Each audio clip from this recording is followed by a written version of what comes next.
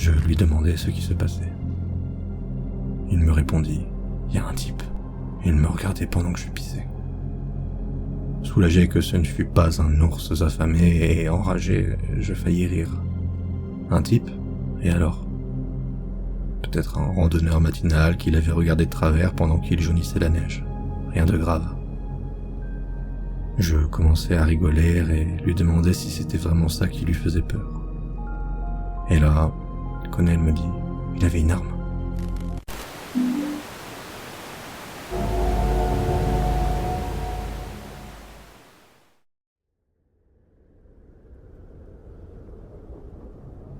Vous serez sans doute content d'apprendre que mon histoire n'est pas juste une de ces histoires du style « un type flippant m'a fixé du regard dans la rue ».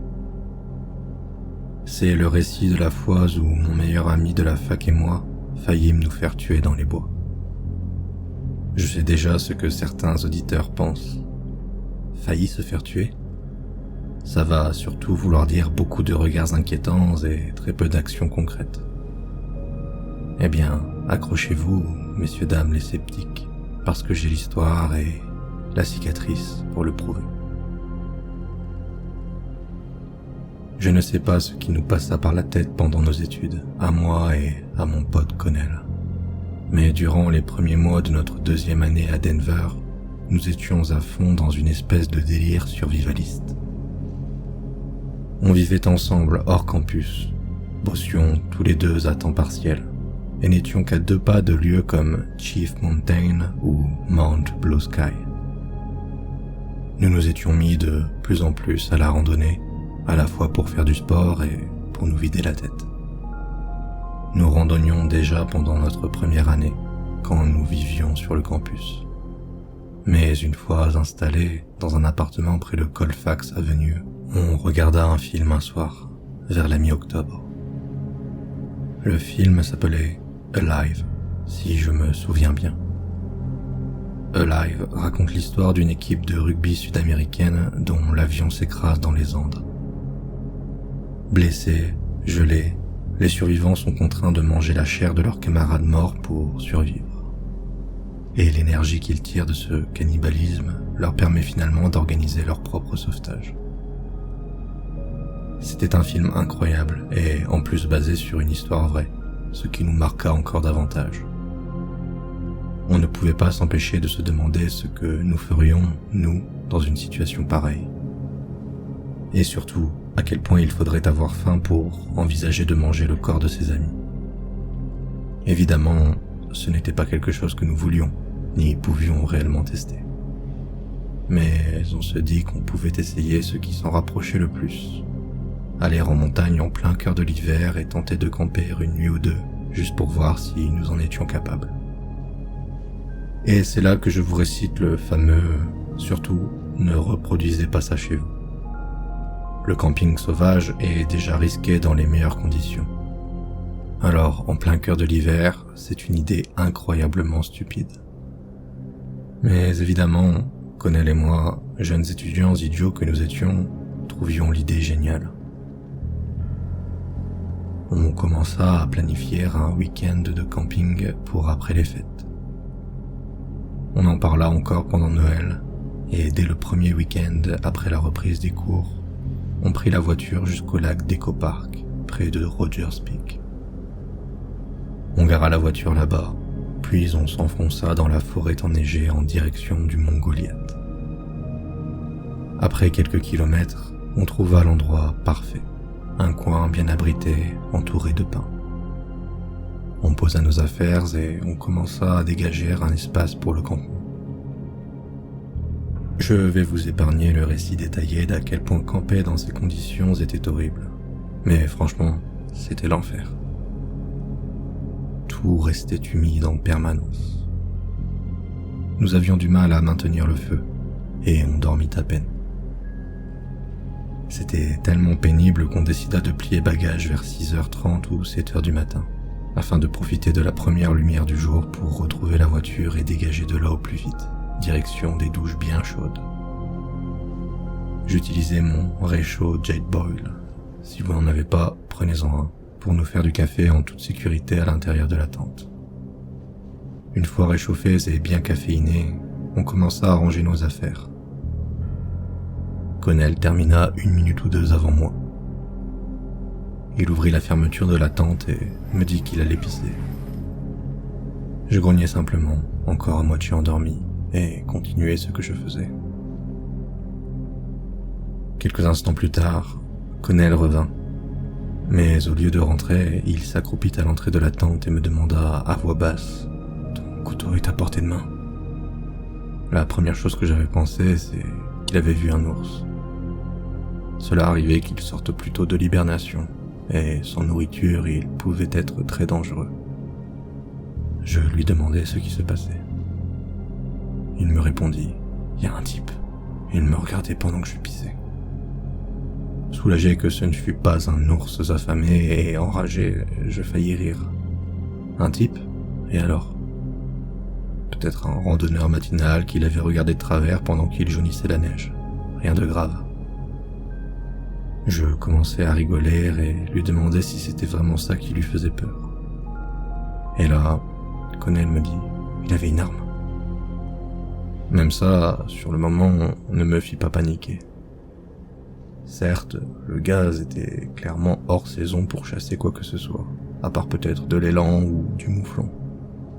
Mais au Colorado, si tout le monde paniquait à la vue d'un homme armé en montagne, l'État tout entier serait en situation alerte rouge.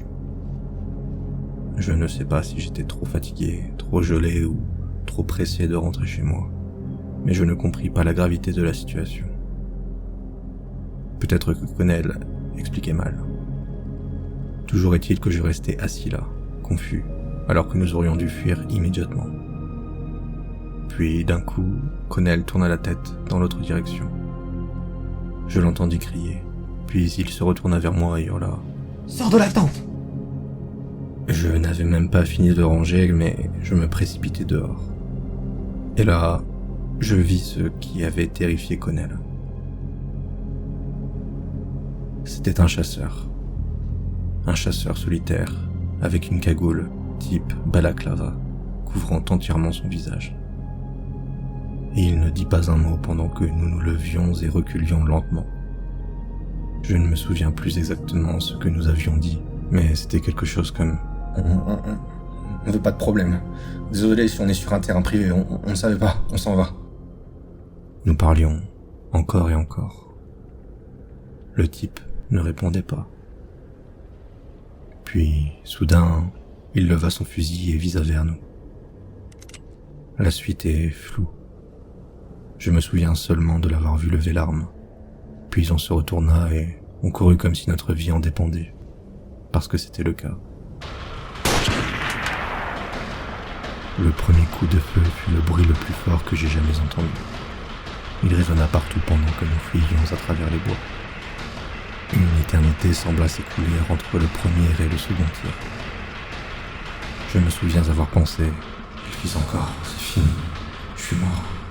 Puis, bon, je sentis quelque chose frapper l'arrière de ma cuisse gauche. Je tombais, m'attendant à ce que ma jambe ne fonctionne plus. Mais elle fonctionnait. Je me relevai, même sans l'aide de Connell, et on continua à courir. Je savais que j'avais été touché. Pas seulement à cause de l'impact, mais aussi à cause de la sensation étrange, chaud et froid à la fois. Le sang chaud coulait le long de ma jambe pendant que je courais, et l'air glacé frappait la peau exposée. C'était une sensation horrible, et je ne veux plus jamais la ressentir.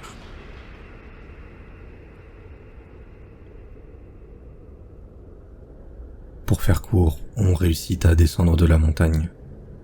Le chasseur n'avait soit pas réussi à tirer à nouveau, soit nous avait perdus, soit avait pris la fuite avant que nous puissions appeler la police. Dire que j'avais eu de la chance serait un euphémisme monumental. J'avais bien été touché, mais pas par une balle entière. Grâce aux arbres, il n'avait pas de vue dégagée. Le second tir avait heurté un tronc, et la munition de mauvaise qualité s'était fragmentée.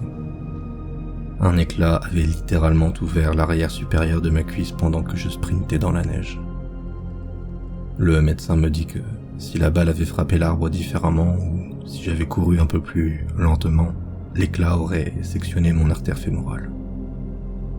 Je serais mort en quelques minutes, mais ce ne fut pas le cas. Et honnêtement, j'essaie de ne pas trop y penser, parce que réfléchir à tout ça fait remonter des angoisses que, tout comme cette sensation de chaud et de froid, je préférerais ne plus jamais ressentir. Quant au type qui nous avait tiré dessus, la police interrogea quelques chasseurs, mais ne procéda à aucune arrestation. Personne ne fut jamais inculpé pour avoir failli nous tuer là-haut. Si vous me demandez mon avis, je pense que c'était bien un chasseur. Je ne pense pas qu'il soit parti ce jour-là avec l'intention de tuer quelqu'un. Mais je pense qu'il était juste assez cinglé pour se dire « Pas de témoin, pourquoi pas ?» Il y a des gens qui veulent savoir ce que ça fait de tuer quelque chose. Je ne dis pas que tous les chasseurs pensent comme ça, loin de là. Mais je sais avec certitude qu'au moins un d'entre eux, oui.